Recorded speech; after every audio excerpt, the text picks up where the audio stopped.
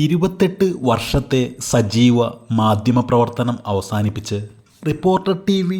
Editor V. Nikesh Kumar രാഷ്ട്രീയ രംഗത്ത് സജീവമാകുന്നതിൻ്റെ ഭാഗമായ മാധ്യമരംഗത്ത് നിന്നുള്ള വിടവാങ്ങൽ. റിപ്പോർട്ടർ ടി.വിയുടെ ഔദ്യോഗിക ചുമതലകളിൽ നിന്നും ഇന്ന് സ്ഥാനമൊഴിഞ്ഞു. എല്ലാ കാലത്തും തൻ്റെ ജീവിതത്തിൽ രാഷ്ട്രീയമുണ്ടായിരുന്നുവെന്ന് എം.വി. നികേഷ് കുമാർ പറഞ്ഞു. ഒരു പൗരനെന്ന നിലയിൽ പൊതുപ്രവർത്തനത്തിൻ്റെ ഭാഗമായി വിവിധ രീതിയിൽ നിലകൊള്ളാനാണ് ആഗ്രഹിക്കുന്നത്. ഇനി CPIM അംഗമായി പ്രവർത്തിക്കും. Reporter TV. ഞാൻ ജന്മം നൽകിയ സ്ഥാപനമാണ്. എൻ്റെ കരുതലും സ്നേഹവുമെല്ലാം എല്ലാ കാലത്തും റിപ്പോർട്ടർ ചാനലിനോടൊപ്പം ഉണ്ടാകും.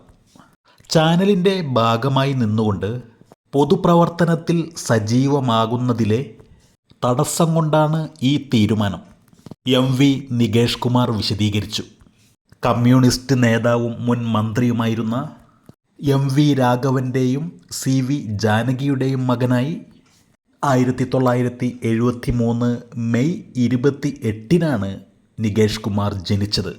ഏഷ്യാനെറ്റ് ന്യൂസിലാണ് മാധ്യമപ്രവർത്തനം ആരംഭിച്ചത്. 2003 കേരളത്തിലെ ആദ്യത്തെ മുഴുവൻ സമയ വാർത്താ ചാനലായി ഇന്ത്യ വിഷൻ ആരംഭിച്ചപ്പോൾ എക്സിക്യൂട്ടീവ് എഡിറ്ററായി. 2011 റിപ്പോർട്ടർ ടി.വിക്ക് തുടക്കം കുറിച്ചു.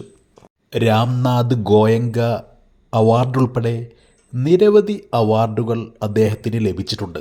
സുഹൃത്തുക്കളെ, സത്യത്തിൽ ഇതൊരു ദുഃഖവാർത്ത തന്നെയാണ്.